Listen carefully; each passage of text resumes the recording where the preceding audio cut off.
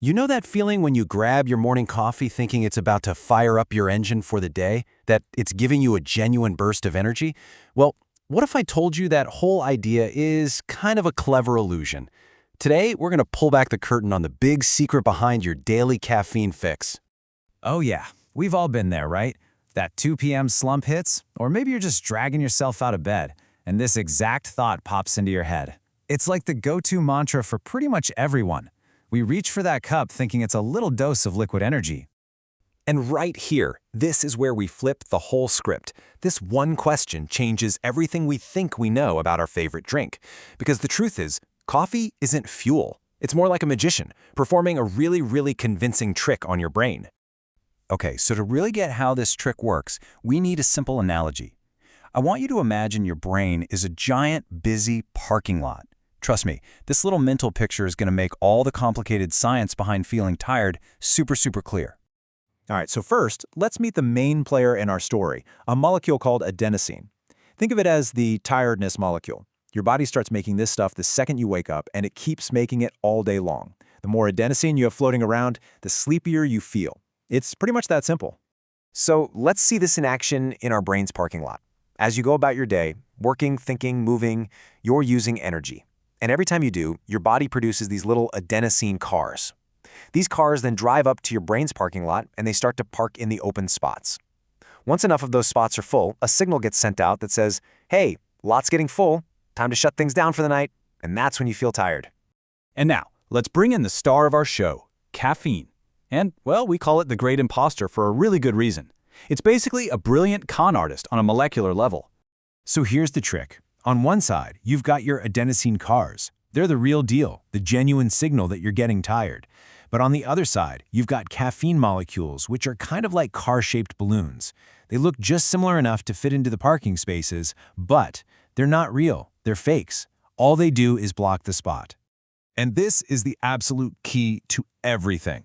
When you drink a coffee, these caffeine balloons rush your brain's parking lot and they steal all the parking spots before the real adenosine cars can get there. So the I'm tired signal never actually gets sent. You haven't magically created new energy. You've just put your brain's sleepiness alarm on mute. Now this all sounds pretty great, doesn't it? I mean, who wouldn't want to just mute that tired feeling? But, there's always a catch. And this is a big one. This little deception, it can't last forever. We need to talk about what happens when those balloons start to pop. See, here's the thing. While all those caffeine balloons are hogging the best parking spots, your body doesn't just stop making the real adenosine cars. Oh no, they just keep coming. They start circling the block, forming this massive traffic jam, just waiting for a spot to finally open up. And all this time, the line of those tired cars just gets longer and longer and longer. Every single minute that caffeine is working its magic, that backlog of genuine fatigue is building up behind the scenes, creating this huge wave of tiredness that's just waiting to be unleashed. And then it happens. Your body starts to process the caffeine. Those balloons, they start to pop and disappear. And this is the moment we all know and dread as the caffeine crash. It's not gentle, it's like a dam breaking. All of that adenosine that has been waiting and getting more and more impatient suddenly sees all these open spots and rushes in to park all at the exact same time. The result?